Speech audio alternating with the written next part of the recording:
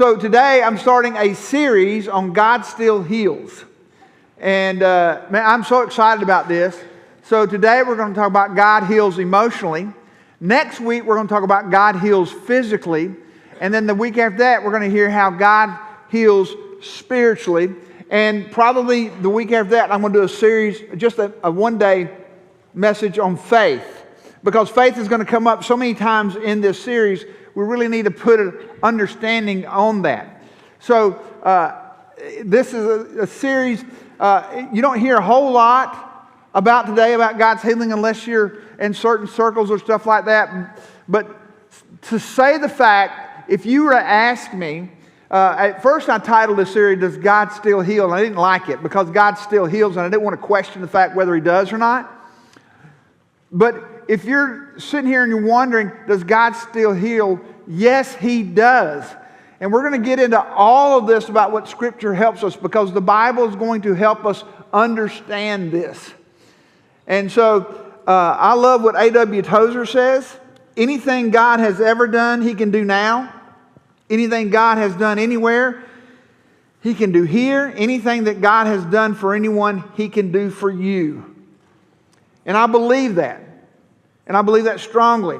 The word Jehovah Rapha is the Lord who heals. It's one of the names, many different names found in the Old Testament about Jesus Christ. And we show, the Bible teaches us that Jesus Christ was always active in healing. Matthew 4:23 says, Jesus was going throughout all Galilee, teaching in their synagogues and proclaiming the gospel of the kingdom and healing every kind of disease and every kind of sickness among the people. So, why start with emotional healing? Well, that's where the writer of James starts. And so we're going to see this.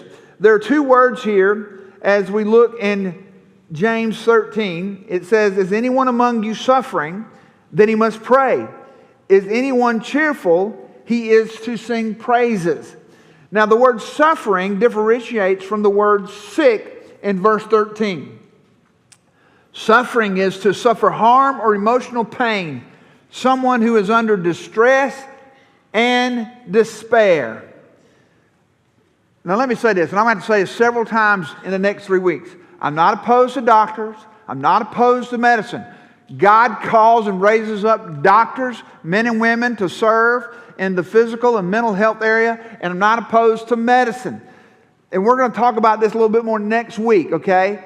So I'm not saying that this is all absent of those things.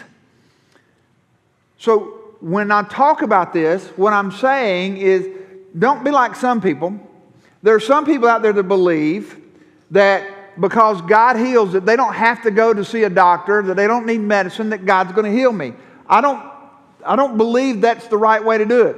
I admire them for their faith, but I question how their faith works. Okay? So, I mean, I'm just saying this. For instance, Stacy just had surgery on her rotator cuff. Okay? Prayed for her, hoped that God would heal it, even though she was involved in a cult like CrossFit and kept messing with it. But so Dr. Vasvanis, who I believe gifted by God, repaired her shoulder for her. Okay? And so a doctor was used of God to do a work to help Stacy heal. I believe that happens. Some of you get broken bones and stuff like that. Some of you get sick. There's a lot of things that go on. You understand that? So I don't want anybody leaving out of here thinking, hey, Bucky is opposed to doctors and medicine. If you go out and say that, you're wrong. So, okay, y'all good? Everybody all right? But I'm also going to tell you that God heals. And so, let's go on from there. I wish y'all would quit getting me distracted. So, when it comes to mental health, is what we're going to talk about today. I absolutely believe there's a time for wise counsel. I believe that there is some time that medication can help. I'm not saying again, go back to that. But I also believe we ought to start with the wonderful counselor, the great and mighty counselor first. And we need to start that in prayer. And that's what Scripture's teaching us here. In the book Bad Therapy, the author makes these assessments. The rising generation has received more therapy than any other prior generation. Nearly 40% of the rising generation has received treatment from a mental health professional compared to 26% of Gen Xers. And I would probably say the boomers got a lot less than that. All right?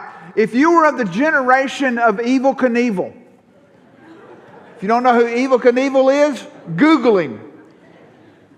If you're the generation of Evel Knievel where you could get on a bicycle without a helmet and go down a driveway off a man-made ramp that you built with bricks or whatever else that you could raise that ramp up and jump over one of your friends laying down in front of the ramp, you were probably mentally healthy.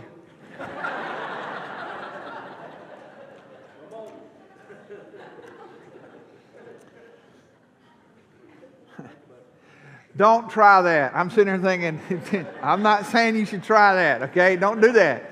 Oh, I can just see the emails now. Calls to the doctor. Could you come to the emergency room? My son got ran over by a guy on a bike. She also goes on to say there's a paradox embedded in this tale of exponential expansion. More widely available treatment ought to abate the rate and severity of disease. And yet, as treatments for anxiety and depression have become more sophisticated and more readily available, adolescent anxiety and depression have ballooned. It hasn't gotten better. It's gotten worse. So, let's ask, what is the instruction of the wonderful counselor? And he starts off in this text, pray. Pray. Now, when I say this, here's what I'm going to say. Some of you are going to roll your eyes and go, oh, here we go, pray, Bible verse. Hold on. Go with me here before you just shut me down and go, pray, pray, pray, pray. Have you ever thought that what's happening in your prayer life is that you tend to maybe pray toward your symptoms and not pray to God for solutions? There's times I meet people that when I'm trying to help them and I talk to them and they'll say, hey, can I sit down with you? Every time we sit down, it's the same thing. They can't get beyond how they were treated when they were young, blaming the parents, a failed relationship, somebody did them wrong. Every time they lead with what the issues are. You can probably have somebody pop in your brain right now that when you sit down, they're going to go through the same scenario over and over again. You can't get them out of that cycle. So if you offer help, if you offer wise counsel, if you offer a solution, they tend to go back to all the stuff that's wrong and why it won't work. Y'all with me? And so they're there. And there are times when I'm counseling with somebody and I just finally say, listen, I can't do a whole lot for you. Because you refuse to give up your symptoms. And until you give up your symptoms, we can't get to the solutions. And if you're always putting roadblocks where God is putting roadways, it's going to be hard. Y'all with me? Okay.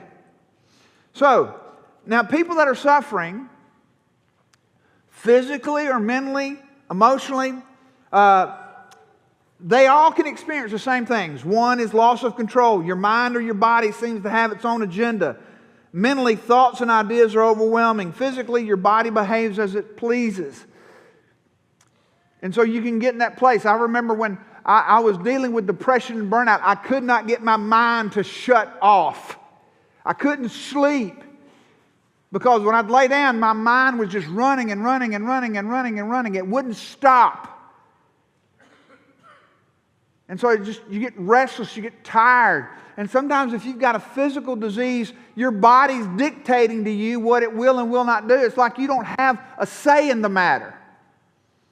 Then there's loss of identity. It may be better to say to a person has become identified with their diagnosis. It's kind of like, hey, I'm cancer with Billy. Or hello, my name's anxiety and depression, I'm with Sally. And what happens when you get these situations in your life, again, whether it's mentally or physically, your disease becomes your identity, and it's almost like you lose yourself in those things.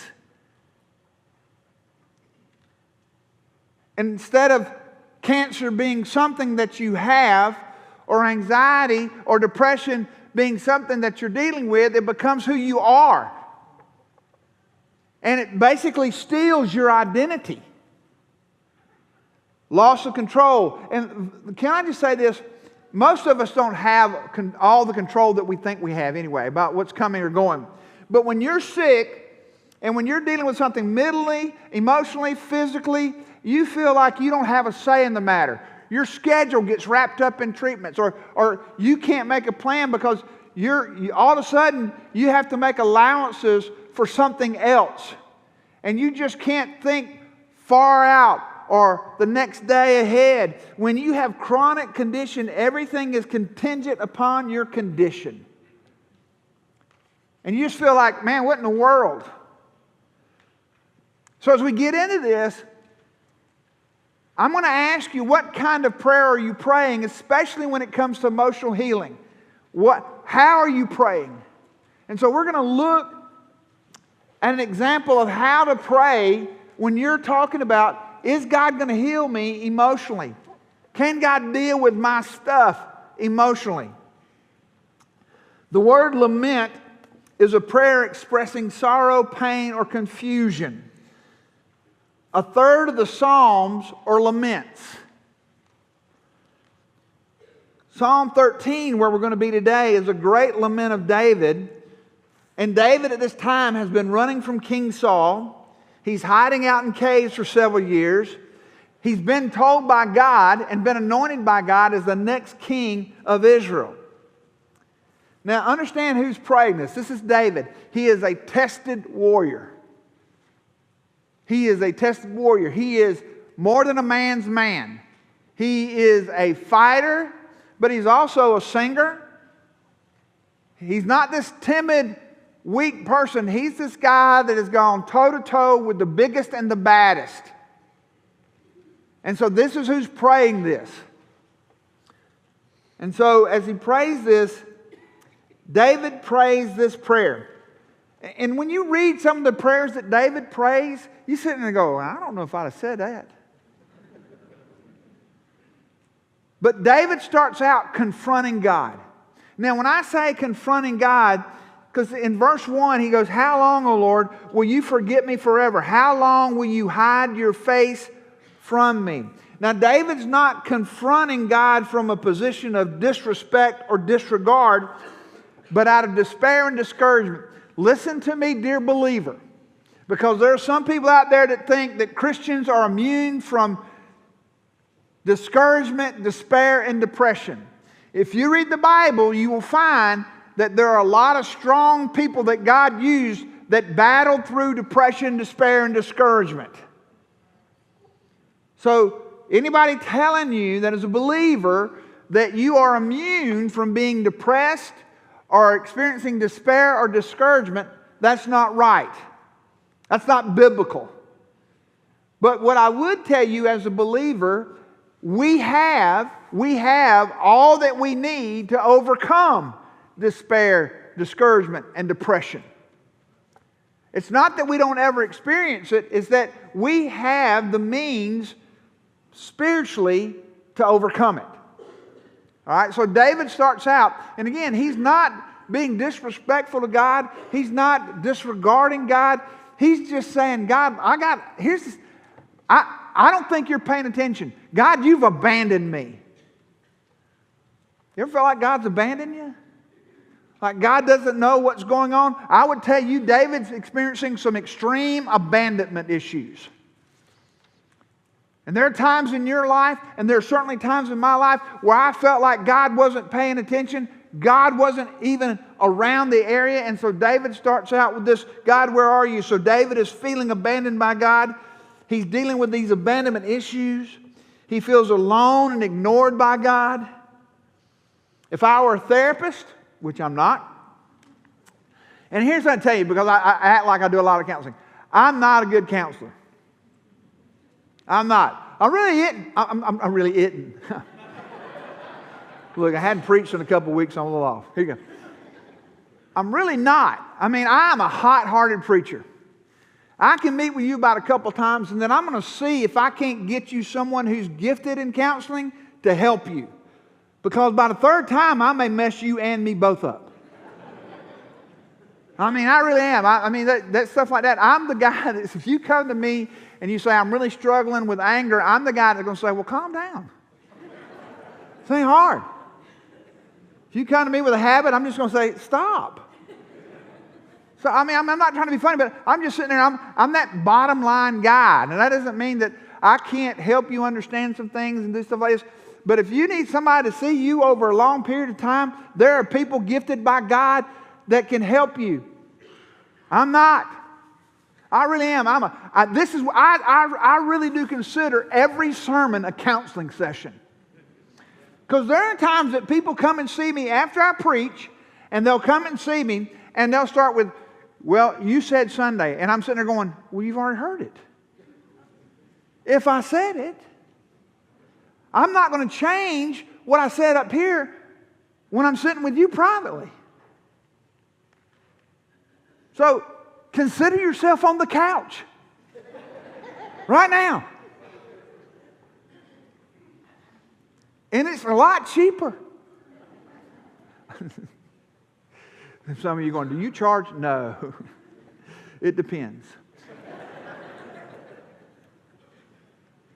So he's confronting God and he's dealing with this. So if I were a therapist, I'd say that David is dealing with severe discouragement, depression, and anxiety. And look what he says. He says, how long shall I take counsel in my soul, having sorrow in my heart all day? Now, here's what David's saying. David's in his own head. And what he's saying, how long shall I take counsel in my own soul, in my own situation? So he's in his own head, and he's just running through what he's going through. He's been chased by a mad king. He didn't ask for any of this. All he's been is faithful. And so he's in his own mind right now. Can I tell you something? When we get in our own head sometimes, we become our own enemy.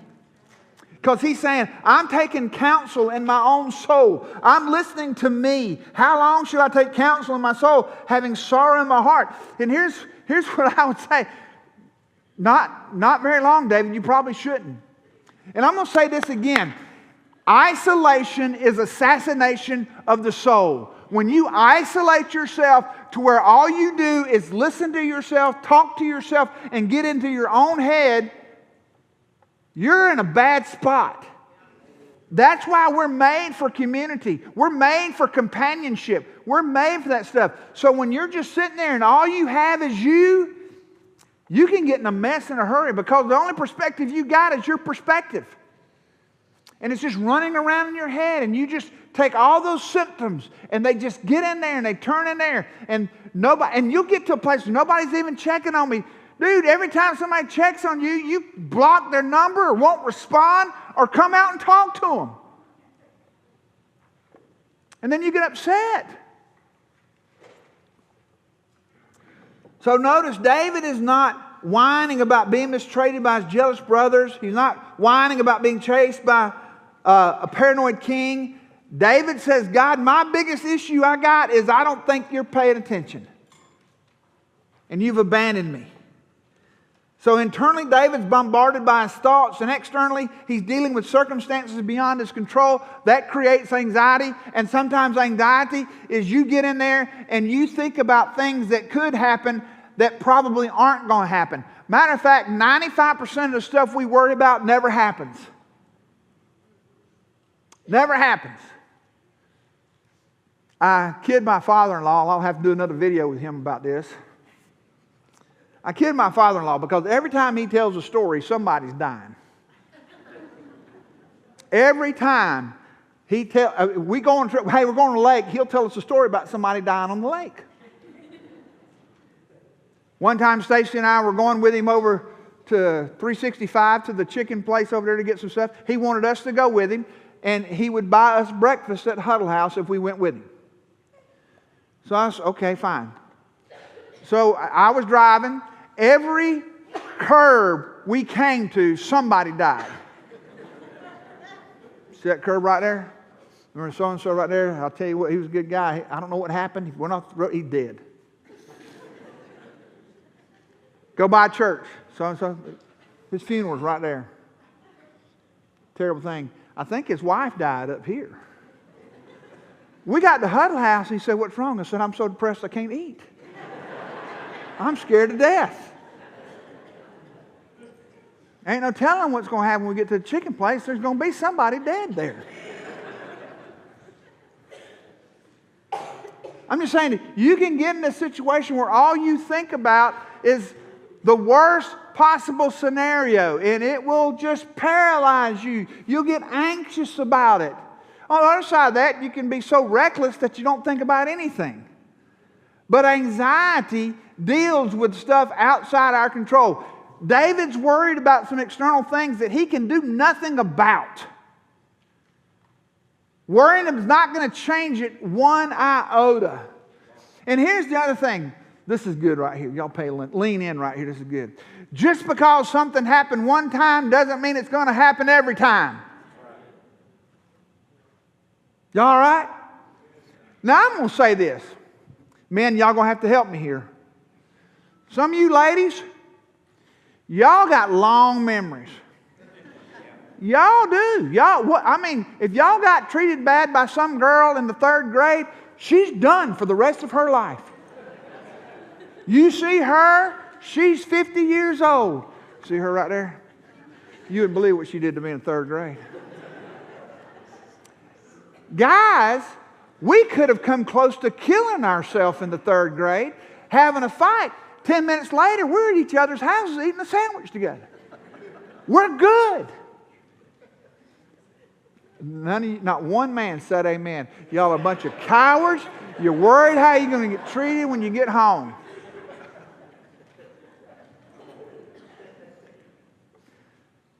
But there are times where you just can't build a case off an event. There are times you can listen. Wisdom can help you there. But there's a lot of times you let one thing get in your head become the main thing, and it ruins you. And you worry about the one thing that happened the one time happening over and over again, and you can't do anything about it.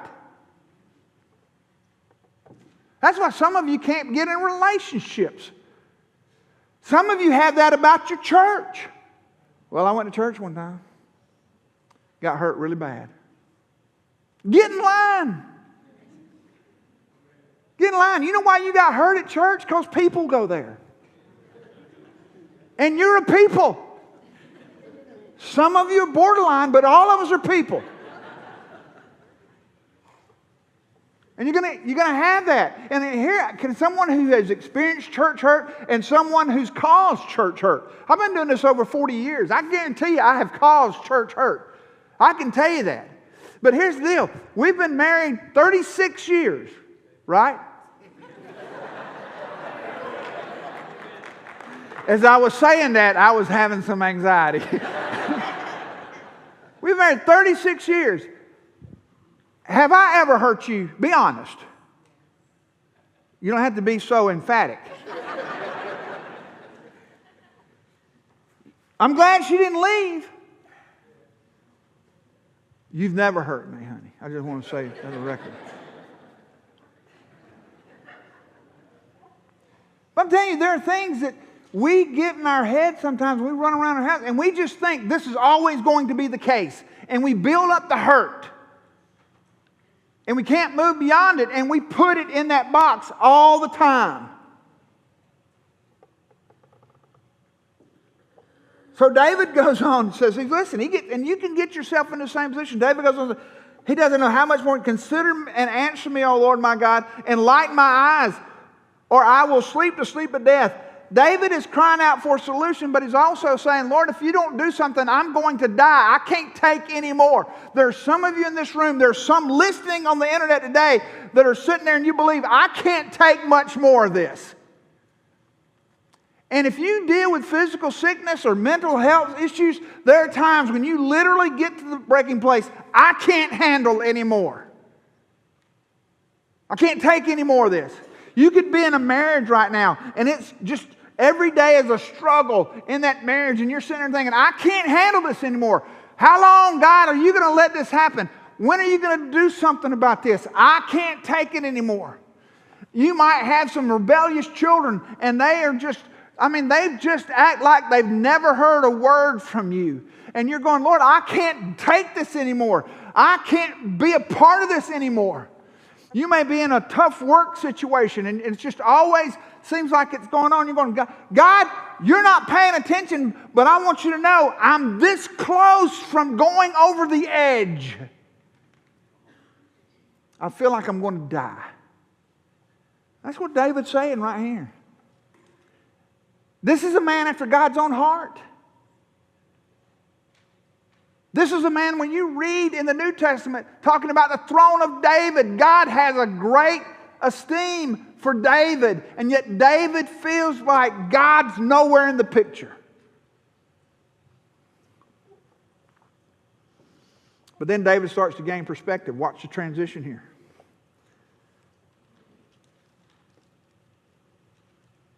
He says, but I have trusted in your loving kindness. My heart shall rejoice in your salvation, in verse 5. David transitioned from honest feelings to truthful reality. You ever had somebody come up to you and say, hey, I just want to be honest with you? Now let me tell you, there's a difference between honesty and truth.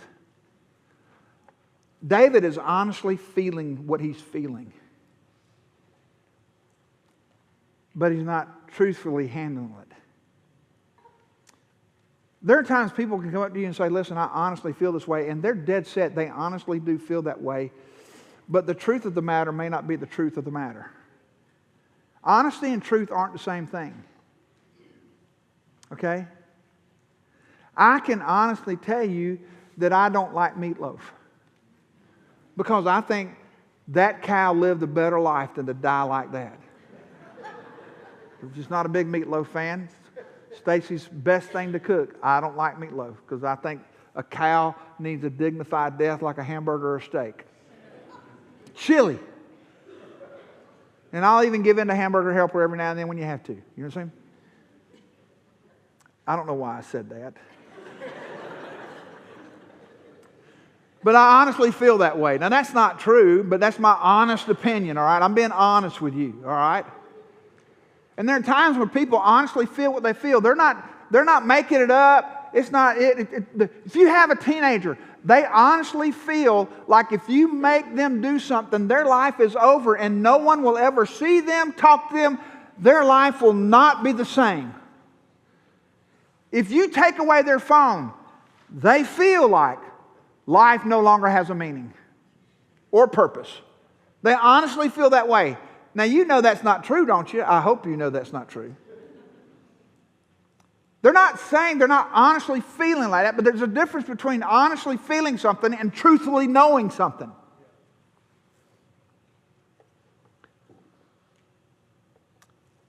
It's a good word. To God, character is far more precious than comfort, and He often uses uncomfortable circumstances to change my character. See, we're brought up to think that comfort is blessing. The Bible teaches us that sometimes suffering is. And God's going to stretch us in order to conform us. And so, David's starting to recognize some things in his prayer. I wrote this down because, man, see if this resonates with you. I have often found that some of my hardest battles have been with God about saying yes to His will than saying no to Satan's temptations. Where God has called me to do something and I'm battling God. God, I really don't want to go do that. God, I really don't want to be able to say that. God, I really don't want to do that. And I'll battle God harder in what He's called me to do than I'll battle Satan in the temptation to do what I know not to do. Some of my fiercest fights are with God. They are. You need to go have a conversation with somebody. You were wrong in something you said. You need to go make it right. God, they know that. We're good. Just the other day I saw them and everything was fine. No, it's not. You need to go have this conversation with them. You need to get it right. God, I'm not going to do it. I don't want to stir up the pot. There's no need to do that. Now, I know y'all probably have never had conversations with God like that. So I'm just talking about me. All right? Hey, you don't need to be going to these places. You don't need to be doing these things. And I'm battling, and I'm fighting God about those things. You ever had those battles? You know what I think sometimes we get scared to death? God is not afraid of my conversations with Him. Now, and I'm not having these conversations, again, out of disrespect or disregard. I have conversations with God because they're hard. And here's what I love about a compassionate, all-knowing, loving God. He's big enough and strong enough to handle my conflict.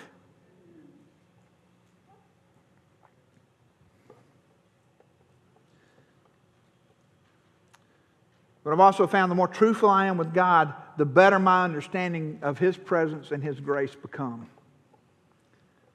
Psalm 145:18 says, "The Lord is near to all who call upon Him, to all who call upon Him in truth." Psalm 51:6, "Behold, you desire truth in the innermost being, and in the hidden part you will make me know wisdom." What God wants me to do is He wants me to get out of my feels and into the faith part of where I'm supposed to live. Into the truth part. He wants me out of my emotions and into truth. And so David is making this transition out of what he's feeling into who he knows. Psalm 73 is another psalm in which David starts taking God to task over what seems to be favoritism toward those living wickedly and at ease while God does nothing. Listen to how David's perspective changes. I mean, he said in Psalm 73, "Why are the wicked prospering? Why do they seem to get away with everything?" Now look at what he says in Psalm 73 verse 16. "When I pondered to understand this, it was troublesome in my sight until I came into the sanctuary of God." What does that mean? Until I came into the presence of God.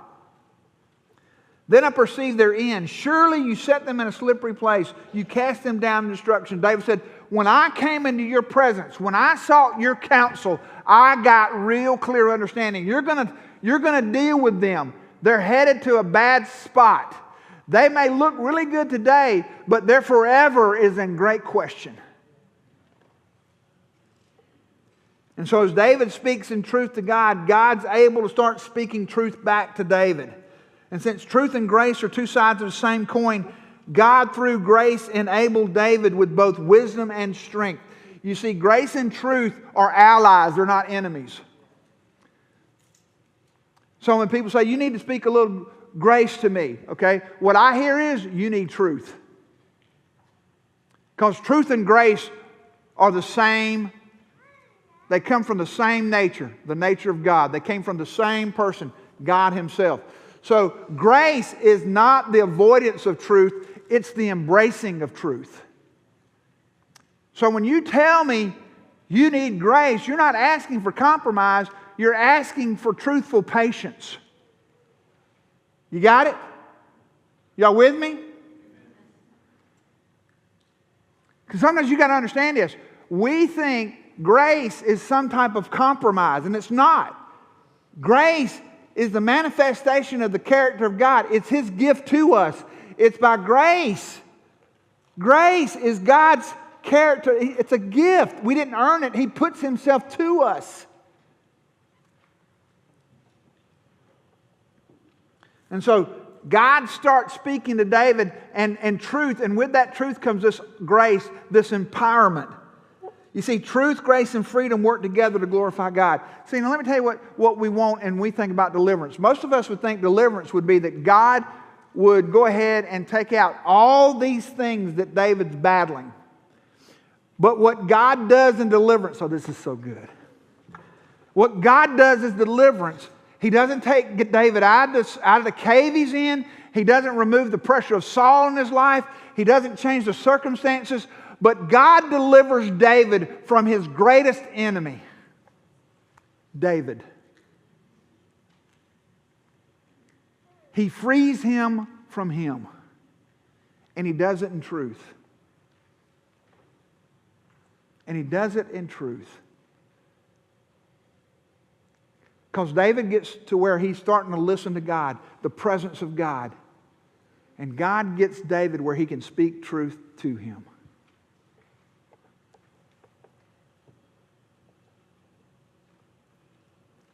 Romans 8:18. The Apostle Paul understood this when he wrote, "For I consider the suffering of this present time are not worthy to be compared with the glory that has been revealed in us." So here's what it is. Here's David. He's going through some suffering, but God's going to reveal the glory to him. I love this verse. Hebrews 7:25. Therefore he is able also to save forever. I love the King James Version. It says uttermost. Those who draw near to God through Him, since He always lives to make intercession for them. Y'all ever heard that song? Saved to the uttermost, I know that I'm saved. Y'all know that? Jennifer, you ever sang that? Saved to the uttermost. Some of y'all think that's about a cow. It's not. Uttermost. Get it? Y'all missed me, didn't you? So here's David. So he's changed his perspective. God's positioning him where he can talk to him. And that's what God will do. God will get us to where we'll stop listening to us and start seeking Him. And when that happens, our perspective changes. Mentally, emotionally, because we're fixed on something else. So here's what he does. A choice is made. Psalm 13:6. He says, I will sing to the Lord because He has dealt bountifully with me. Go back to James. He says, if you're sick and suffering, pray. But then he talks about, if you rejoice, sing. Now I'm going to tell you something. There are times singing gets a little awkward. I do a lot of it when I'm by myself most of the time. Sometimes I'll sing from up here and y'all give me a hard time about it. It's a lot of jealousy. Y'all want my voice. But there's a singing. He calls us that we are to sing praises to God as we rejoice. That's part of the situation. So David started praying according to his feelings, but the saints of God don't live by feelings. We live by faith. One commentator observes that David understood that his ability to ask would never exceed God's ability to give. Did y'all hear that? Our ability to ask will never exceed God's ability to give. So David made a choice to be grateful for God's blessings instead of blaming God for His battles. Listen to what he says in Psalm 103. Bless the Lord, O my soul, and all that is within me. Bless His holy name.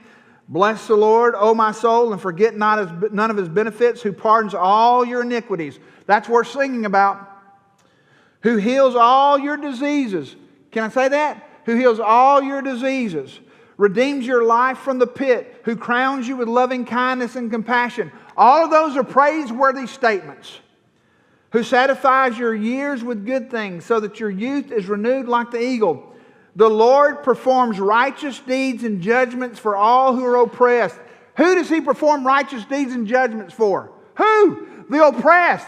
Those people that feel like the world is caving in on you. Those of you who feel like you're in a really rough situation in which everybody's against you. Your thoughts are against you. Your feelings are against you. The people in your life are against you. And here's what David realizes. In truth, he realizes the Lord performs righteous deeds and judgments for all who are oppressed. He made known His ways to Moses, His acts to the sons of Israel. There's a difference. He made His ways known to Moses. He made His acts known to Israel. David's choice was to stop thinking with his emotions and instead start focusing with gratitude on the attributes of God, God's ways.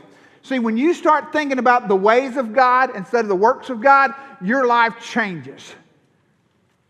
You know why so many people are works-oriented? Because they're trying to prove to God that they deserve to be treated better than anybody else. But when you're in the ways of God, you recognize God's ways, the nature of God, the character of God, the presence of God. That God did not even keep His own Son from agony and pain. So why would He keep me from it?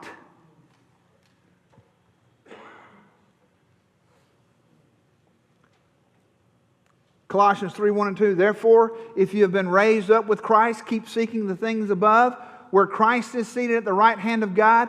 Set your mind on the things above and not on the things that are on earth. Here's the choice. You and I have a choice. We can put our mind on the things of God, or we can keep them on all the things that are happening around us. But it's a choice. It is a choice. You have a choice today. You do. You have a choice of what you think about. You have a choice of what your mind goes to. When you see somebody. I just had a thought, and I don't want to embarrass them. I just kind of glanced over here. I saw Jason and Jackie over there, and I just had a thought.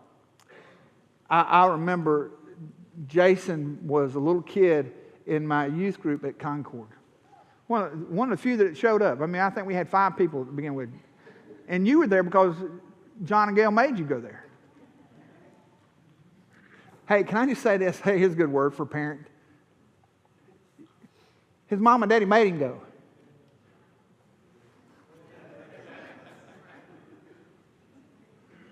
When I growing up, can I tell you? Saturday night, I mean, we were in church every Sunday. Saturday night, I go, hey, Dad, what are we doing tomorrow? He'd look at me like, what do you mean? We're going to church tomorrow. And I'd say, well, Dad, can I tell you something? I really don't think that I want to go. He wouldn't say a word. Dad, did you hear me? And then he'd start messing with his belt. And I said, we good. We all good.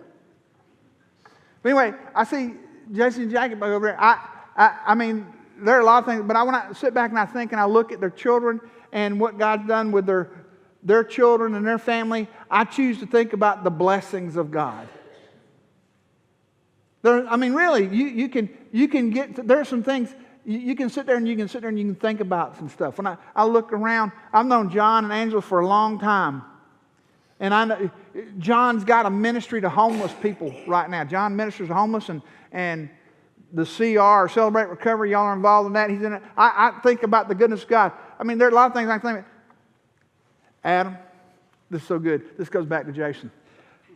Adam Moody. Adam does CR. Adam, how long you been clean now? 6 years. 6 years. Jason told me your story. Jason said, Adam was one of the craziest guys in school. You about Adam? Adam was doing some crazy stuff. Isn't that right, Jason? You tell me that? Doing some crazy stuff. I mean, all of a sudden, but then he got jacked up on some stuff, on some drugs and everything else and all that kind of stuff. And so God got a hold of him, saved him. He's preaching, sharing the gospel, pulling back anything. Now, if all I thought about what Jason said, if I looked down there and said, look at old Adam. He's one step away from failure.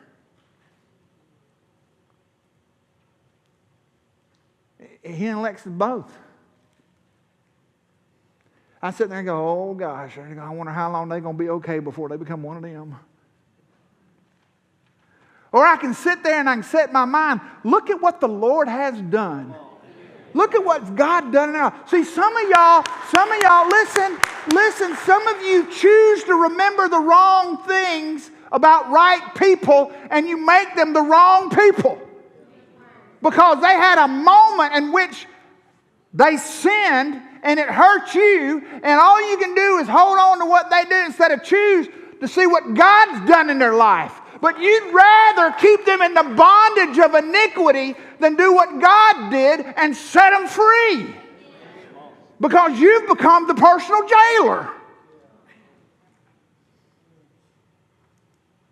And there's some of y'all walk around and you look at people who you've hurt, and every time you see them, you feel the guilt and the shame.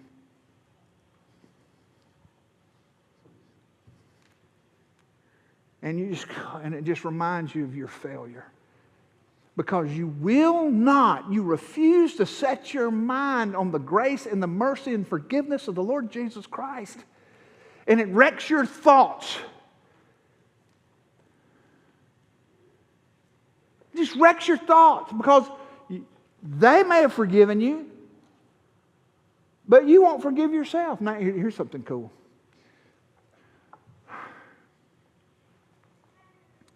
When you don't forgive yourself, what you're saying is you're on the throne of your own life. What does that mean? God's forgiven you. What's your deal? So when you won't forgive yourself, you just said you're God.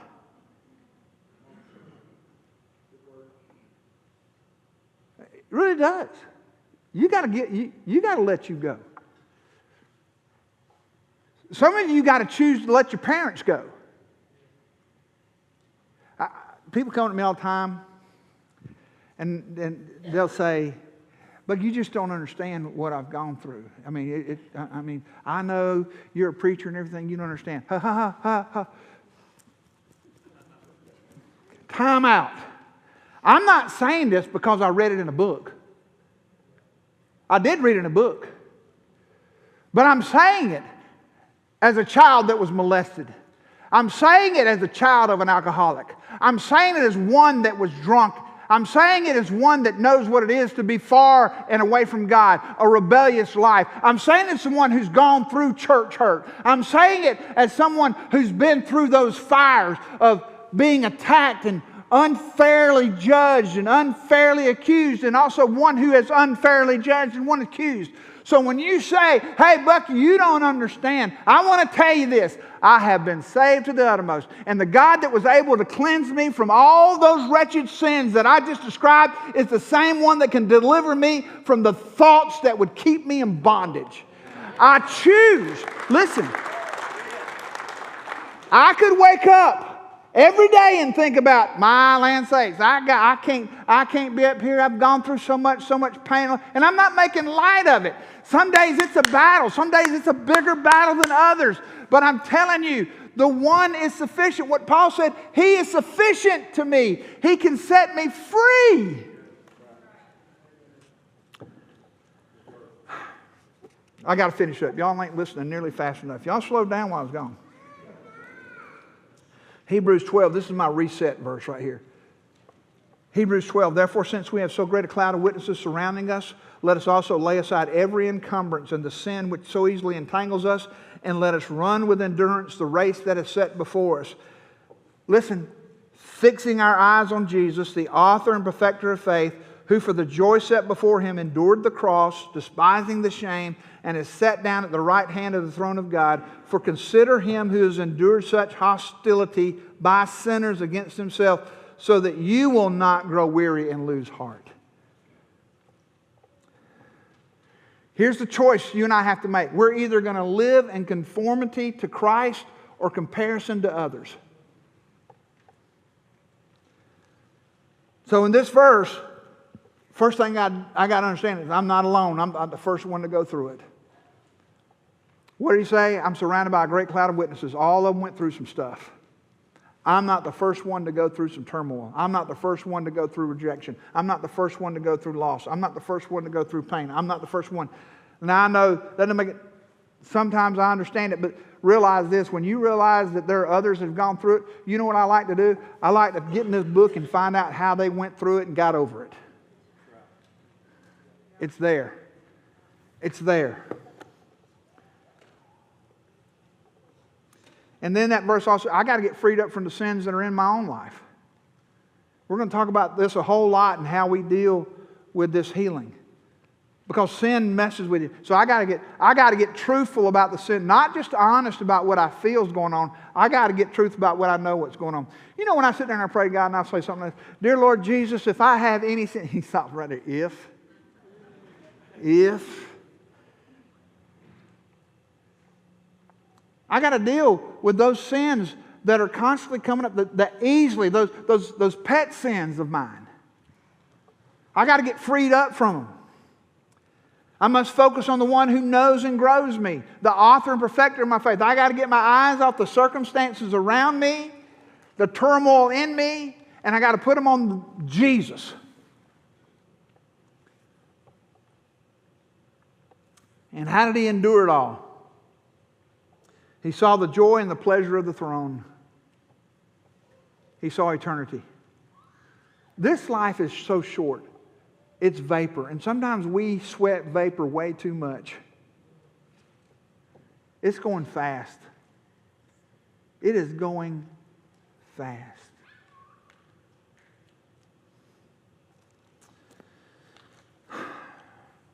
O soul, are you weary and troubled? No light in the darkness you see. There's light for a look at the Savior and life more abundant and free. So what do? Turn your eyes upon Jesus. Look full in His wonderful face.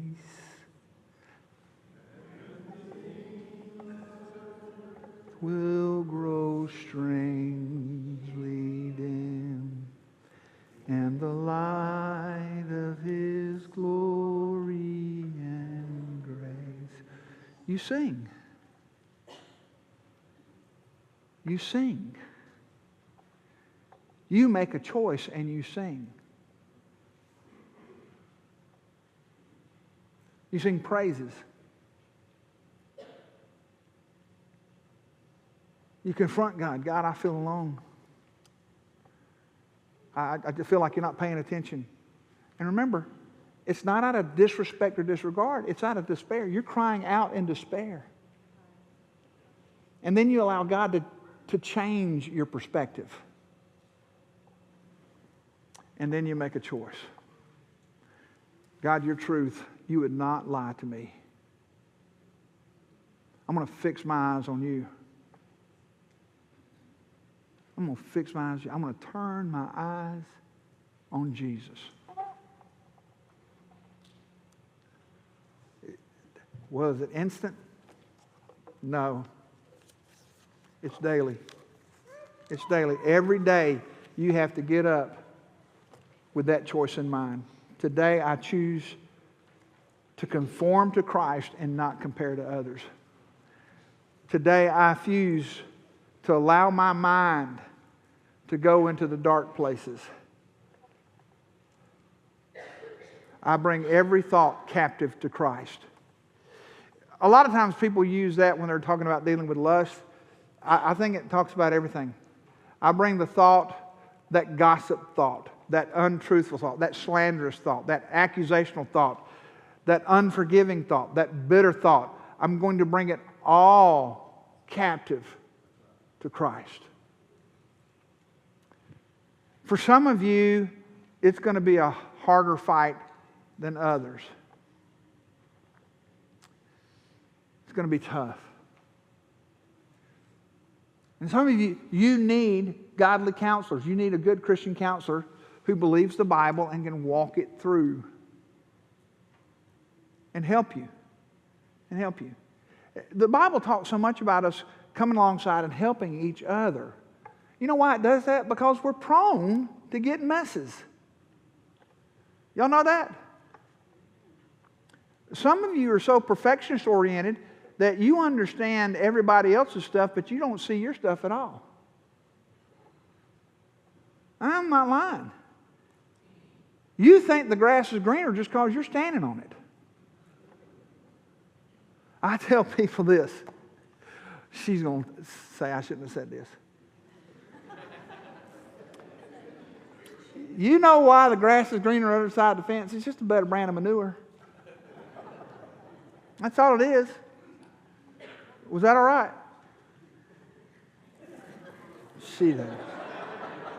She's immune right now.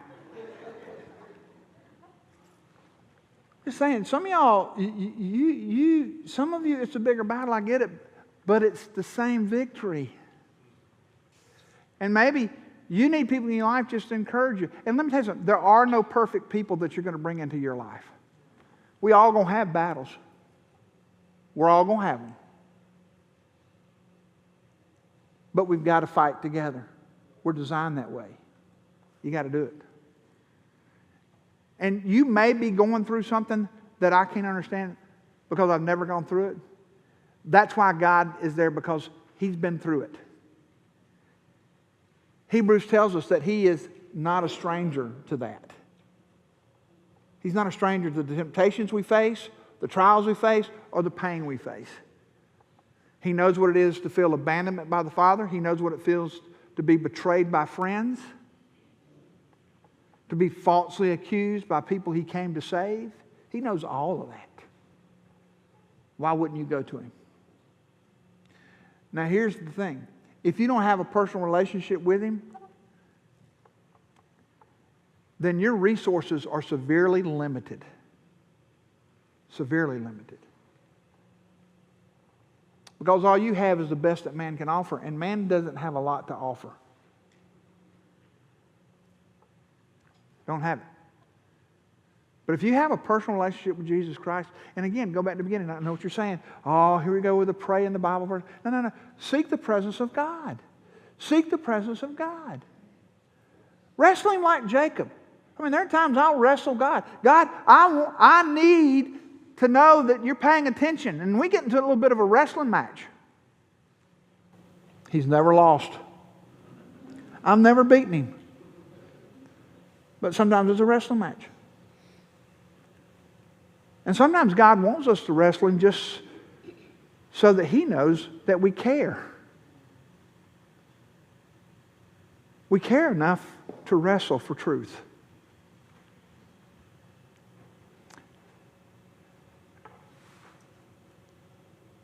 You may be in a dark place right now. And I want to tell you something. If you're a believer, you're in a dark place, but you're not alone in a dark place. He's there. You have all the light you need. You have to cry out to it. You have all the light you need.